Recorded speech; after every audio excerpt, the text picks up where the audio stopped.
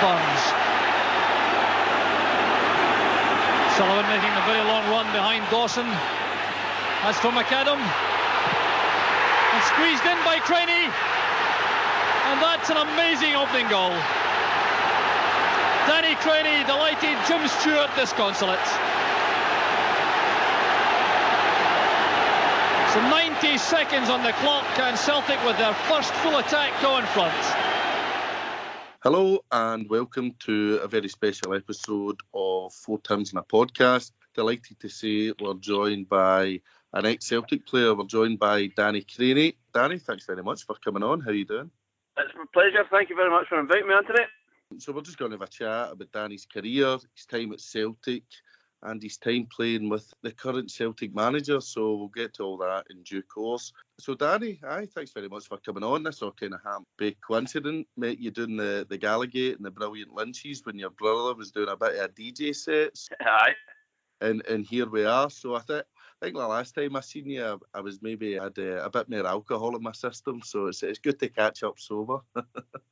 No problem. You were fine that day as well, Anthony. Take your word for it. So just to start, getting into football back in the kind of the 70s and 80s, was that always the dream for you to become a professional player? It was quite hard, to be honest with you, Anthony. All my pals would be at the discos or drinking behind the local youth club and that. I know I was doing as out with a boy, you know, and I took quite a bit of stick for it, but I stuck at it because I knew what I wanted to be, you know. It was difficult, you know, your peer pressure, your pals making fun of you and that because all you're doing is playing football. But I got there in the end. Am I right in saying that you were signed to Celtic by Billy McNeill? Actually, I was at Holy Cross Croy and I was almost ready to sign for Burnley, Anthony, and a phone call came through to my parents' house in Kilsyth saying don't do a thing. And I signed an S form then when the manager at the time was Jock Stein. Sean Fallon came through and got me to sign the S form. So basically the manager when I signed as a 16-year-old was Jock Stein.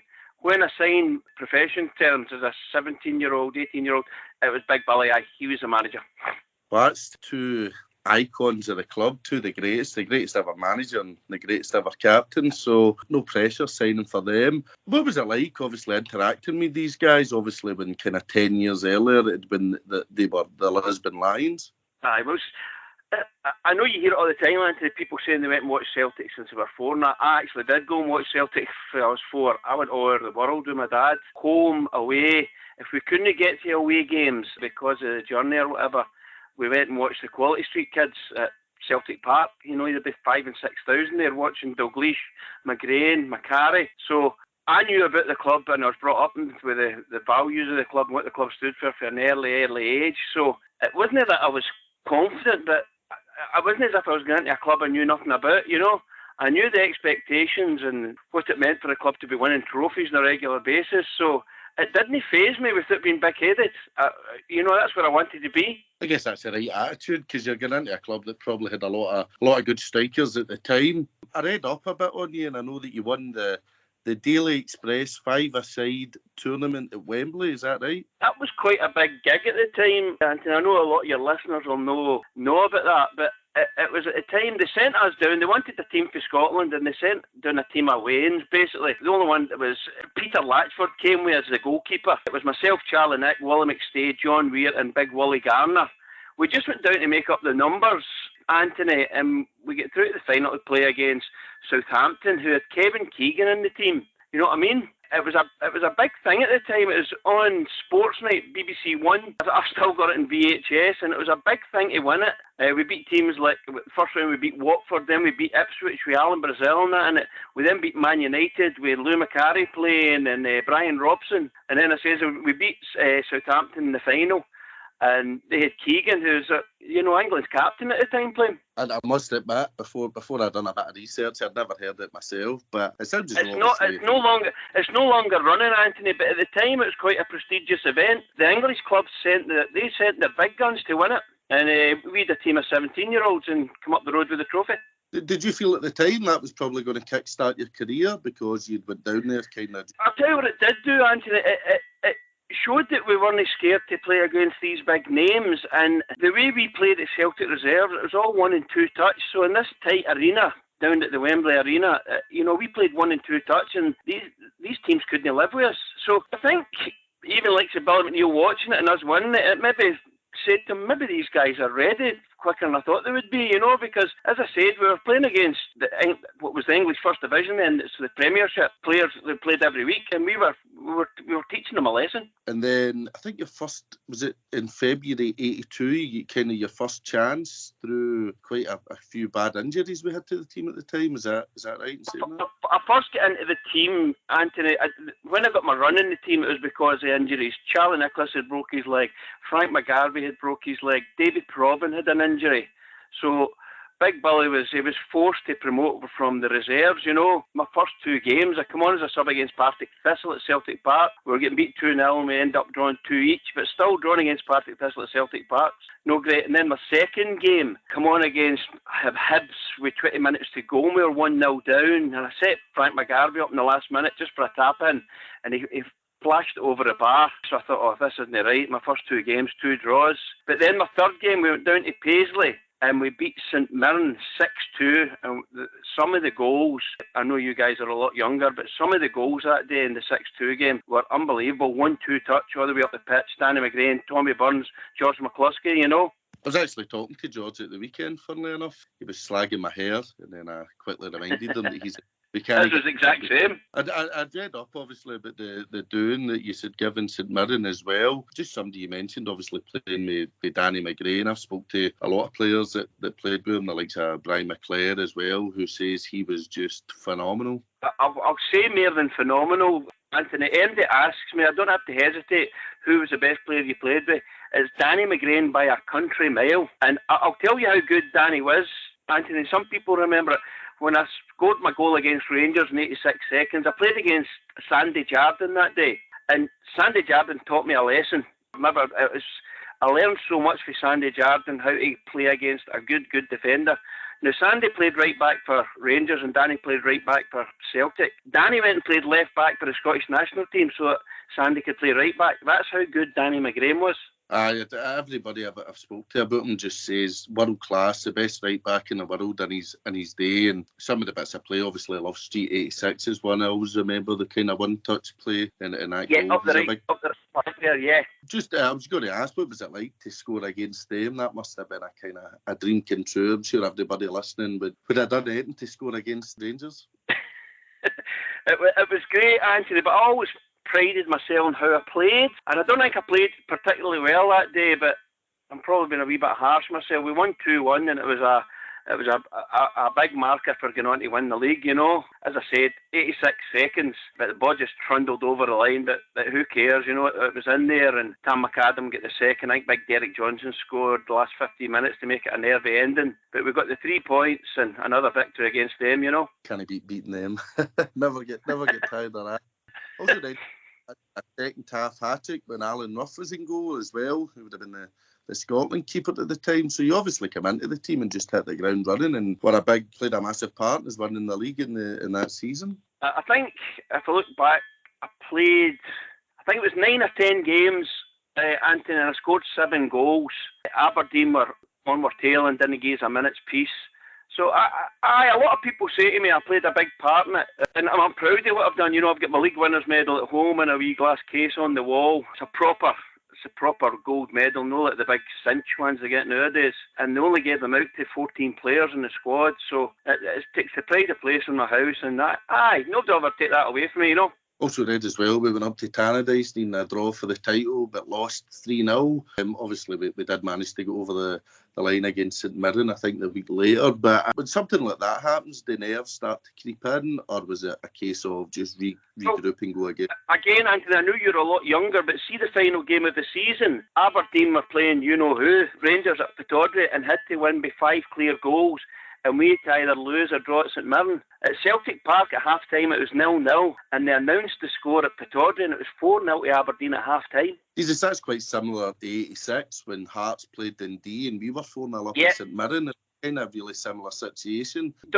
Don't get me wrong, Anthony. The guy you're talking about earlier, George McCluskey, Toby, he scored 2 great goals. We won 3-0 in the end up, but see at 0-0, Frank McAvenny missed a sitter for them in the first half. He went through and goal against Packy Bonner, and sclaffed it right into Packy's hands. But George scored 2 and Tam McAdam scored a header. We ended up winning comfortably 3-0. But at half-time, it was nerve-wracking. It would be, and especially if they're announcing the score, that's probably the only time Celtic fans would have been gutted to see Rangers 4-0 down at half-time. I know it was a strange situation, but that was it. They were 4-0 up. When the full-time whistle goes and you've won the league title, what kind of feeling's that to actually be a league title? A wee bit of a shame, Anthony, because all the fans come onto the pitch from all angles, and we couldn't do a lap of honour or nothing. We get presented with the cup, the league winning cup, just in front of the dugouts there at the main stand. But because of the amount of people that were on the pitch, the police wouldn't let us do a lap of honour. And that always stuck in my throat a bit. You know, I wanted to go around and share that moment with the fans, but they all come onto the pitch, and we just basically get given the trophy and we're ushered up the tunnel. That is a bit of shame. You could have come back out and do a proper kind of lap of honour, because that is a big part. The police wouldn't allow it. Yeah, what was the party like after it? What would you do after you won a league title? What would be the next? It was a strange one, and the club never put nothing on for us. We got together into a wee pub in Glasgow, the full squad, you know, just had a few drinks, and then me and Charlie and Nick went to, I think it was the Warehouse nightclub. Champagne was flowing, so it was as if the club put on in for you. Like nowadays, you know, they go back to Celtic Park and they've got something laid on, and we done it half our own backs. They were miserable bastards, and I take it they're still a bit tight, to be fair now. So no much has changed 40 years later. Going into the next season, I think that's when Charlie Nick would have left for Arsenal. I know Charlie Nick gets a lot of stick now, but my dad says he was the best player he ever seen growing up. He says Charlie Nick. I'm not just telling you. I'm not just saying this because he was my best pal at Celtic and still remains a very close friend. Danny McGrain was by far the best player I ever played with. Charlie Nicholas is the most skillful player I played with, and I played against him at Arsenal when I was at Wolves. And I know the Celtic fans were a bit disappointed with him when he left and that, but I tell you what, he's a Celtic man at heart as well. I know some of these comments sometimes in the newspaper and radio, people think he's sticking the club in it, but he's a Celtic man through and through, Anthony, and one of the most skillful player I ever played with. You can already hear people shouting at their screens listening to that. No, I know that, and I know that some of my family even, Charlie this and Charlie that, and Charlie used to come through to Kilsyth and stay at my man Daz, and my brother and sister are asking, what's he saying that for? And, you know, but he's a pundit now, and you know what, they've got to say something, you know what I mean? Okay, I guess that's, I'm sure he comes under a bit of fire. I've not heard him saying it. I think last season he bigged us up quite a bit, to be fair. He did. I think he's really impressed with the way Ange plays football. It's his type of football, you know, rather than the stuff we maybe had in the past, and you know. But I think he's a big fan of Ange. I think they bumped into each other quite a bit up at that West End in Glasgow. I seen Charlie Nick. It was a Tommy Burns story at Celtic Park, and he was there with Danny McGrain. I think that would have been back in maybe March, February time. So I seen him at that, and I think I seen him talking to people. I don't know if they're asking for pictures or questioning his columns. But no, I mean, going with what my dad told me, irrespective of his views or what he said. Apparently back then he was a phenomenal player. I think one of the games he really turned up was at Ajax away. Am I right in saying that? Ajax away. I was on the bench, Anthony. We drew 2 each at Celtic Park. Johan Cruyff played, and Gerald Vandenberg. I think the wee boy went to Man United. The wee left winger played, and we drew 2 each at Celtic Park. Great game, and we went over there, and it was 1-1. We had about 15 minutes to go, and Charlie had scored the first goal, controlled it in his forehead and bent it in the top corner. And Big Billy told me to get warmed up. I thought it was going on. And he said, no, sit down. And he brought on George McCluskey, and George scored in the 89th minute to put us through. Oh, well, I guess from a team perspective, it probably a bit gutting you didn't get on, but as long as we get through. Aye. McNeill had 2 stints in as a manager, and he was the club's best ever captain. What was he like as a manager? How did you get on with Billy McNeill? It didn't matter what he said or done, Anthony. See, every time he walked into the dressing room, I just seen him standing in Lisbon with that big cup between his arms. That's the image I have of him. Every time I seen him, and up until the day he died, and I'd met him a couple of times in Glasgow, that's all I remember. big cup in his hands in Lisbon. You know, just incredible to lift that cup for us. I guess that's all the motivation you need, that you're playing under such a legend, an icon, I guess, any superlative. His assistant, Anthony, his assistant was more of the brains, John Clark, who's still at the club. John Clark was more of the brains. Billy he would pick the team and motivate us, but John would come and say things in your ear, coaching points, you know, and you would just think, wow, I've got to think more about the game and stuff. So they were a great partner. They were a great partnership on the pitch, and they were a great partnership as the manager and assistant. That's quite interesting to hear the part John Clark played in it. He is one of the only... But for me anyway, Anthony, I know no other players. He would just come by and say wee things and get you to think about the game. He once said to me, when I got into the first team, if we'd 11 of you in the team, we'd get beat 7-6 every week and walk past me. And I was like, what's he going on about? And Charlie's like, think about it. You need to do more when we'll not get the ball and stuff. It's okay when you're on the ball. You know, he was a way ahead of his time in coaching, John Clark, Anthony, and a few players, if you go back and ask the older players, they'll tell you the same. Just wee one-liners to make you think about the game. I'll remember that next time I get anybody else in the podcast for that either. Ask him about John Clark, and he's just...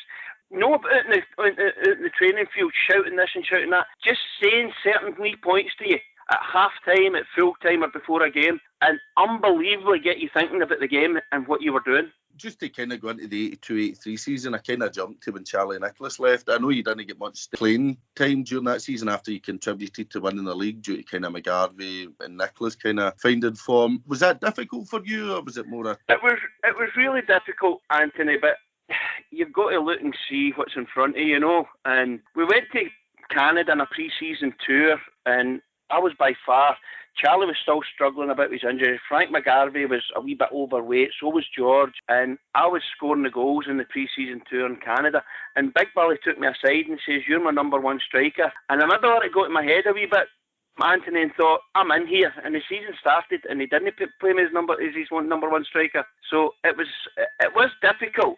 Even back then, Anthony, when the first team were playing away from him, if you played Hibs at Celtic Park, there might be 3,000-4,000 there, you know. So the reserve league was still competitive, and we were winning a lot of games under wee Frank Connor and Jimmy Lumsden, his assistant. So, once you've had to taste first team football, it's difficult. And then when Davy Hay came in, I had to go. Davy made it very clear that I wasn't in his plans.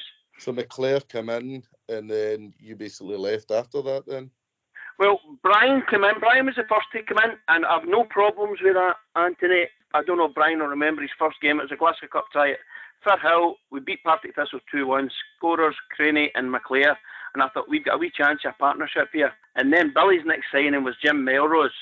Now, again, I'm not being big-headed, Anthony. I was a better player than Jim Melrose.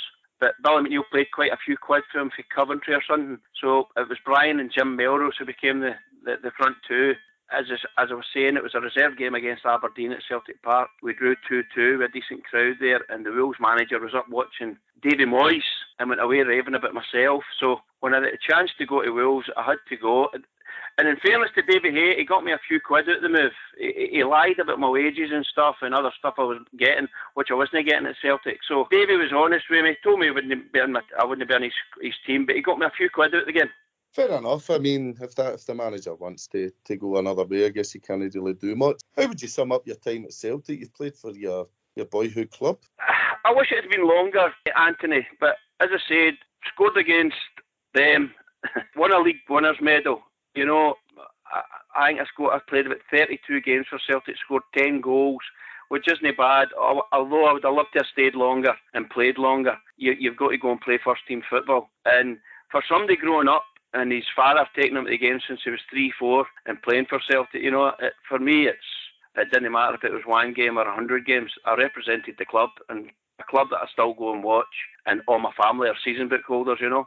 Absolutely. I think I said that when I met you. You've done what everybody would want today, and that's win the league with Celtic, and you managed that. How was it upheaval and moving to Wolves and going down south? Was that daunting or exciting or a mix? It's funny, Anthony. They went down there, and the local derby was Wolves against West Brom. It's called the Black Country Derby. and we beat them 3-0. We were bottom of the league.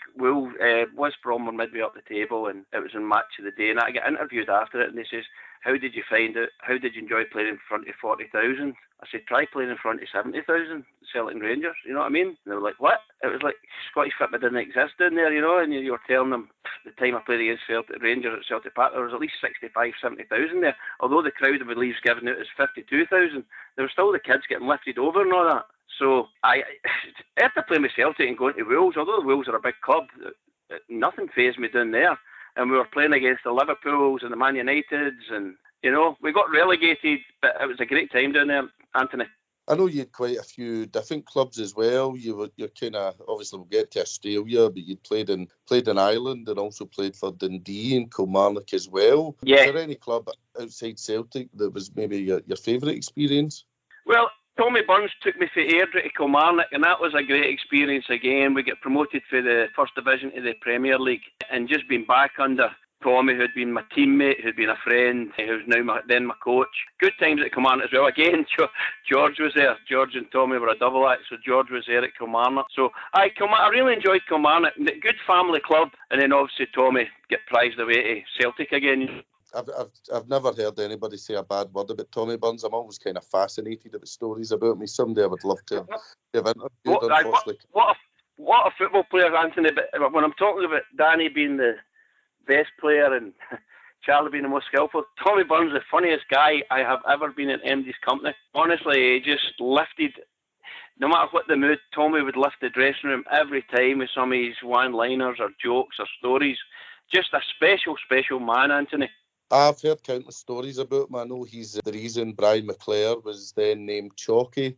He came up with that Chalky. Back in the Chocolate Eclair. That was him that kind of came up with that idea, and it's obviously stuck. He still gets called it. Yeah, that's right. I think what you say is he just seemed like such a funny guy. I don't want to get through your whole career because we'll be here all day, the different clubs you played for, but I wanted to ask about playing with Ange Postecoglou, which is kind of mad how it's kind of came full circle, and now he's a Celtic manager. Aye. Well, I was at Dundee at the time, as you were saying, Anthony, and I got a phone call from an ex-school friend who was playing for Hellas. Their full name is South Melbourne Hellas, but they were a Greek team in Melbourne, and they made me a great financial offer. I went over there, and sure enough, I'm playing left side of midfield, and we've got a young Ange Postecoglou at left back, tearing up and down the pitch, shouting the odds like Kieran Tierney. You know, and I knew right away, it was only when I went there, he was 18, I think I was 21, 22. But even then, Ange would be questioning decisions that were made by coaches and all that, and senior players, and we'd all be talking about Celtic, and they were like, fair enough, Celtic's your club, but you're at my club now, Hellas, come on, let's show the same passion. So I've got to admit, I was surprised when I get the job, but the fit is unbelievable, Anthony. It's incredible what he's done with that club, what he came into, and how we're looking now. 100%. I mean, the state we were in when he came in, and then we were waiting on Eddie Howe, and for him to come in and win the league and the cup in the first season, I thought was just, we've spoke about it countless times in the podcast. I just thought it was incredible, and we've started off well this season as well. Aye, I was there on Sunday, well, come up the road just in time for the game. First half an hour, again, was scintillating, Tony. And then the wee 15-minute spell, Johnny Hayes should have scored for them. But we're going to get that the way we play, you know. As long as we can shut the back door, we'll score more goals than the opposition. And the Champions League will be a big test for us. I hope we get a couple of the big ones, you know, and maybe a Spurs down in England as well, and go show people what we can do. As long as it's not one of the groups of death, I don't think I could watch it. No, I know that, but I don't care who we get, Anthony. Ange will not change his philosophy. He says, I'll go down swinging no matter who we play. So I think the nights at Celtic Park will be very, very special no matter who we play. I think that's it. I mean, we know for a fact he won't change it. And I think it's just a case of whoever it is, let's have a go. And as you say, the atmosphere, we've been out the Champions League for 4 years. So part of me is just delighted we're back in the big league. And if we can take a big scalp, it'll be a very, very special night under the lights, that's for sure. Definitely. You know, you got a Real Madrid or somebody coming thinking they're playing nabodies. You know, and you've got 60,000 at Celtic Park, when the players get into the huddle, you know, they don't know what has hit them. I meant to ask you as well, what was it like playing over in Australia? Because back then, I don't think many people would have played there, and it's become a bit bigger now, and obviously Ange is a kind of legend of Australian football. It must have been a bit mental to go from Dundee to Melbourne. It was, Anthony, and it was quite, like you were playing against like Hellas were the Greeks, you had Italian teams, you had Yugoslavian teams, Macedonian teams, Croatian teams. There was actually quite a bit of bother at some of the games, Anthony, with the rival fans. You'll see now they're not allowed to be called Hellas or Croatia. It's like Melbourne City and Sydney United and all that. So they get rid of all the ethnic names. But I enjoyed it. It was like you were playing against teams and very warm, so you had to be able to keep the ball and then maybe have a wee trick at the edge of the box. So the style of it suited me down to the ground. It wasn't about running about and challenging and, you know, how fit you were. So it really suited me down to the ground. But as I said, it was some of the atmospheres, you know, it was quite tasty.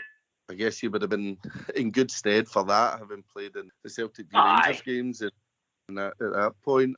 I read as well, I know you need to remember, I'm basing this off the internet, so it could be total shite, but you come back to Celtic as a coach, is that right? Certainly did, Anthony, and again, I probably respected the club more. As a player, I took it a wee bit for granted. See, walking through the doors again as a coach, I really embraced it and milked every minute of it. You know, and I worked with players who went on to play for Celtic's first team, Stephen Crainie, Jamie Smith, Mark Burchill. My proudest one of them was Callum McGregor. I had Callum when he was 9, coach's dream, and I told everybody about Callum McGregor when he went down to Notts County, and when he came back, I had Dylan McGeoch as well, you know, so it was a really special time as a coach there. I really embraced it more as a coach than I did as a player. As a player, I thought I should have been there anyway. As a coach, I thought this is a second chance that a lot of people don't get, you know. You look at McGregor now, he's far and away one of our best players and has been so influential for, I think he's been 8 years. I think it was Ronnie Dyla gave him his start, and he's just come on. Not surprising at all, Anthony. And I know, I told my sister, my brothers, watch this wee guy coming through. And he went to Notts County when the Celtic under-21 squad were maybe beating Dunfermline 9-10-0. And he went down to Notts County and played against grown men. They beat Wolves 3-2 at Molineux. And Wolves wanted to sign him, Anthony, and we're very, very close to signing him. Callum's dad asked me my advice about Wolves because I was down there. And honestly, he was so close to signing for Wolves. That was when Neil Lennon was a manager and Peter Lawwell. Wolves came in and offered the money Celtic demanded, and I think they caught Celtic off the hop. And then I think they were forced to put him into the first team. And he's by far our most influential player, by far. You seen it last season, first season at captain, filling in such big shoes and to lead us to the title. I think especially that away game and home game at Rangers, we beat them 3-0 and 2-1. He chased them. Yeah, definitely. The bit is Celtic Park when Barisic turns back and he's shouting up your straight back. You know what I mean? Just a leader through and through, but a top-class player as well. He's got all the attributes, and I think we're lucky to have him. And I think Ange has even brought him on even more, so it's been a great partnership. Yeah, definitely. With him as manager and him as a captain. I don't want to keep you too long. I'll wrap up here. What's your prediction for the season? How do you think we'll get on in the Cups, the Champions League and the League? How do you see it all going? Well, first and foremost, Anthony, we need to win the League again if we're getting out of the Champions League with the money it's guaranteed. And it's a two-horse race, and if Rangers don't get into the Champions League and they play in that Europa League, and I hope they do, and they're playing on a Sunday and we're playing every Saturday, there's no way they'll be able to keep up the chase the way we've done over the past couple of seasons, playing a day after them. If we go 3-6, 9 points clear, I don't see Rangers having the gumption to stay with us. So I think the league will be in the bag. You know, the Cup, anything can happen in a one-off game as it did against them in the semi-final. So it'd be great to win the treble. I hope we don't embarrass ourselves away from home in the Champions League, but I think the league's in the bag for us. I think it'll be a good challenge, but I think we will win the league myself. I think, as you say, the two cups, but the cups have been excellent for so long, so I would make it favourites to win them, but again, anything can happen. Champions League, fuck it, bring it on, let's see how it goes, I think. So the attitude we need for that. Yeah. Magic. Well, Danny, thanks a lot for coming on the podcast. No doubt next time I see you, you'll be in Lynch's and we'll grab a beer together. I owe you a couple, so much appreciated. Thanks very much. Okay, well, a wee bit of promotion here, Anthony. My brother's on the 20th of August again at 3 o'clock in the afternoon, so I'll be there at Lynch's. I got an invite on Facebook now. I accepted it. So Danny's brother Paul Crainie has got in Lynch's on Saturday the 20th of August. So make sure to get down there. You'll see me and Danny up in the tables, singing, dancing, and hopefully Celtic will be further ahead in the league by then. Brilliant, Anthony, brilliant. Right, cheers, Danny. Much appreciated. Thanks very much, Anthony.